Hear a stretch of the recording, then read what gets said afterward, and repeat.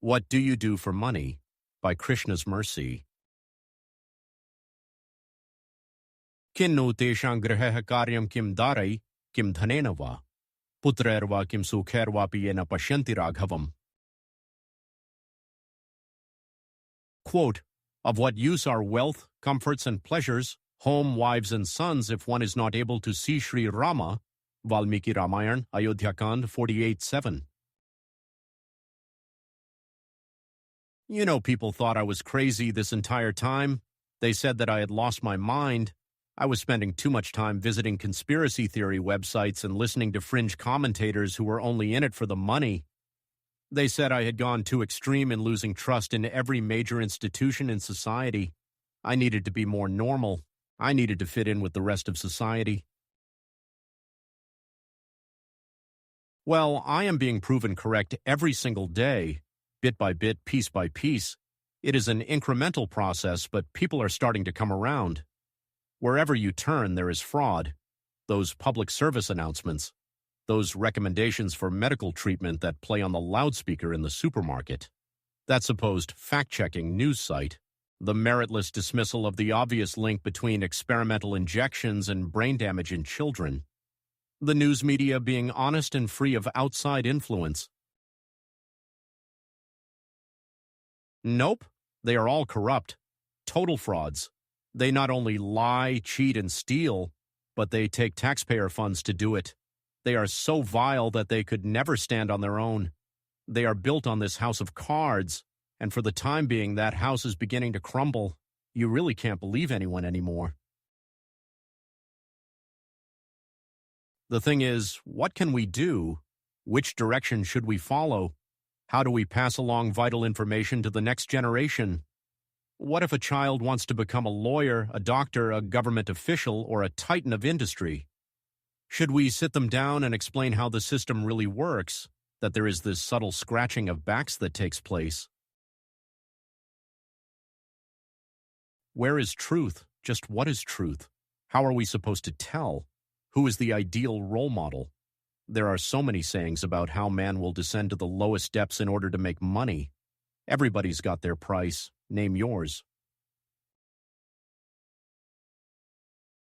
The Vedas explain that we can understand God beyond a mere abstract conceptualization.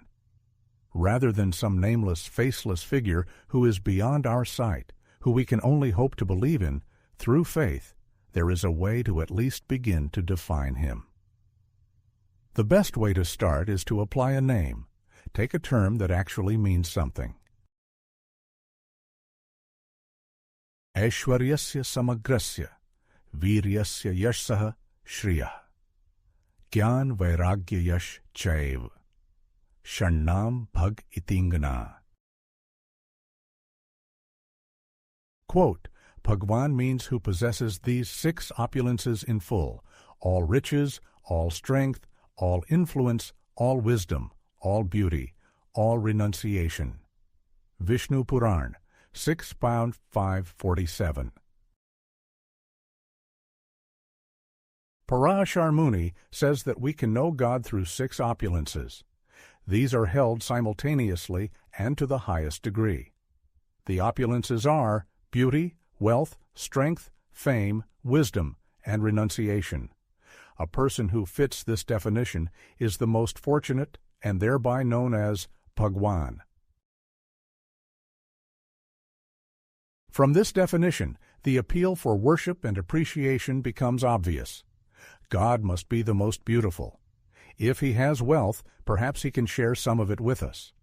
He is the most famous, as the Vedas have been singing His glories since before anyone can remember. His wisdom is evident in direct words of instruction, such as those found in bhagavad-gita.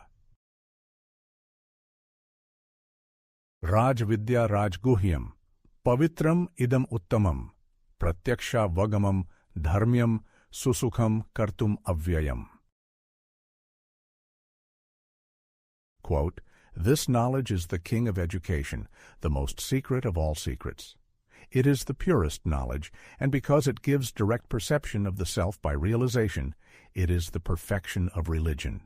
It is everlasting, and it is joyfully performed. Lord Krishna, Bhagavad-gita 9:2. But what about renunciation? The Sanskrit word is vairagya. What does this mean, and how is it an opulence? Why are we praising someone for being detached?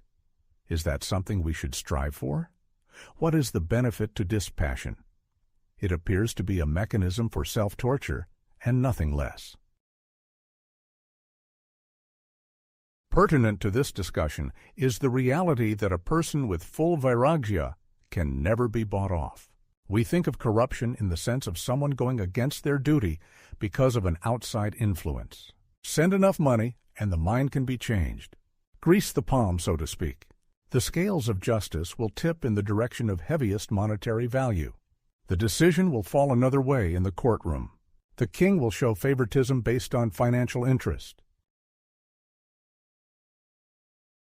But vairagya also means that personal fortune or misfortune does not influence behavior. Someone can have the worst things happen to them, and they will remain true. If they are pious, if they act on the wisdom they hold, then their renunciation will serve as a shield against impious behavior. In his Avatara of Shri Rama, Bhagwan offers a visible identification to this concept of limitless vairagya. We can say that someone is strong, but we don't really know unless and until they are tested. The same applies to renunciation. What if you stand to lose a lot based on a difficult decision? What if you have to weigh the needs of your personal comfort against the pressures of showing dedication to truthfulness and righteousness in the home of the leader of the community? Shri Rama shows vairagya without hesitation when adversity strikes at the worst possible time, in an unexpected way.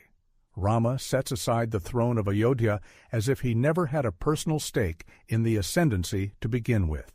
Rama shows valor during a time of great distress and solely to uphold the good name of his father, the venerable King Dashrath.